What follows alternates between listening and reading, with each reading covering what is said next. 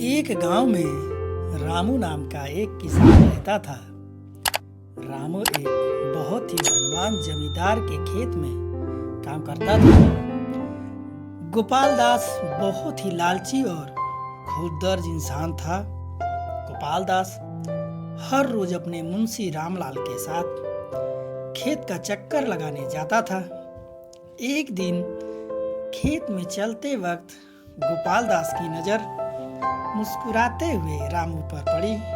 रामू को खुशी से मुस्कुराता देख वह रामू से पूछता है, क्या रामू, क्या बात है, आज बहुत खुश लग रहे हो?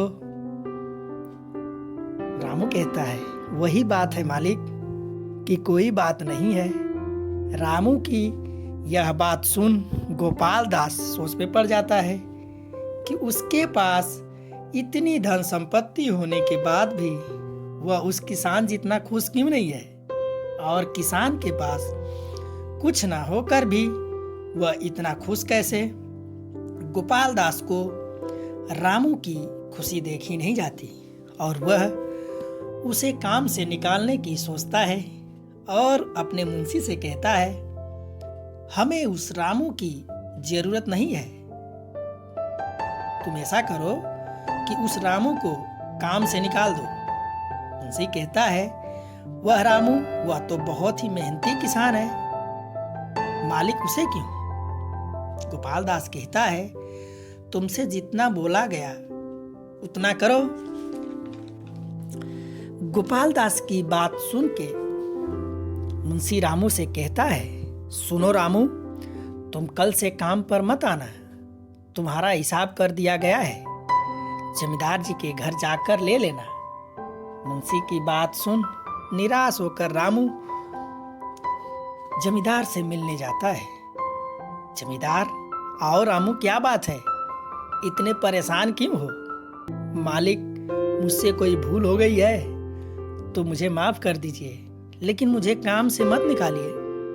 गोपाल दास रामू की कोई बात नहीं सुनता और उसे थोड़ा सा अनाज की एक थैली देकर वापस भेज देता है। रामू वहां से बिना कुछ कहे वहां से निकल जाता है। तभी उसे रास्ते में एक गरीब बूढ़ा मिलता है। बूढ़ा कहता है, श्रीमान, मैं बहुत दिनों से भूखा हूं, क्या आपके पास कुछ है? रामू कहता है, मेरे पास तो सिर्फ ये अनाज की थैली है, चाहे तो आप इसे रख सकते हैं। गरीब बूढ़ा कहता है, क्या तुम्हें इस अनाज की जरूरत नहीं है? जी है, एक किसान हूं, लोगों की भूख मिटाना मेरा धर्म है, आप इसे रख लीजिए। रामू कहता है, मुझसे ज्यादा इसकी आपको जरूरत है। यह कहकर वह वहां से चला जाता है। उस दिन रामू भूखे पेट ही सो जाता है।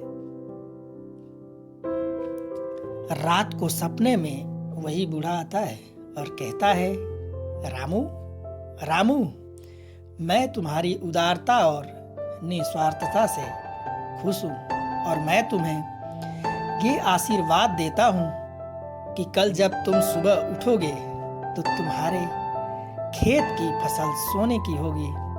जब रामू सुबह नींद से उठा और अपना दरवाजा खोला, वह चौंक गया क्योंकि उसके घर के सामने सोने की फसल लहरा रही थी।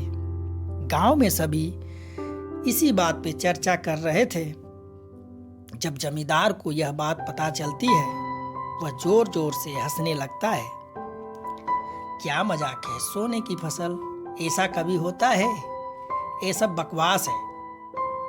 मुंशी कहता है, मालिक, ये मजाक नहीं, सच्चाई है।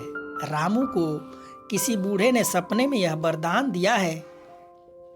क्या यह सच? चलो हम भी ढूंढते हैं उस बूढ़े साधु को। मुंशी और जमींदार दोनों साधु के खोज में निकल जाते हैं।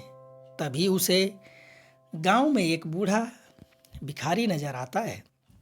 गरीब बूढ़ा उससे भी कुछ खाने के लिए मांगता है तो उसका मजाक उड़ाकर गोपाल दास कहता है,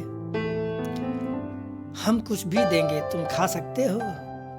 वह बूढ़ा भिखारी कहता है, हाँ, खा सकता हूँ। तो लो ये रात को गोपाल दास के सपने में वही बूढ़ा आता है और कहता है, गोपाल दास, गोपाल दास, गरीब को परेशान कर मजाक उड़ाने वाले तुम्हारे जैसे लालची पत्थर दिल इंसान को मैं यह श्राप देता हूँ कि तुम्हारा सारा खेत और जमीन पत्थरों में बदल जाएंगे।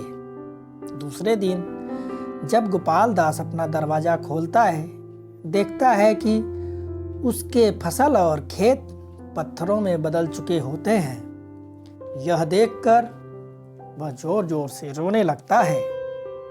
इस कहानी से हमें यह शिक्षा मिलती है, हमें कभी भी किसी व्यक्ति का या उसकी बुरी हालत का मजाक नहीं उड़ाना चाहिए।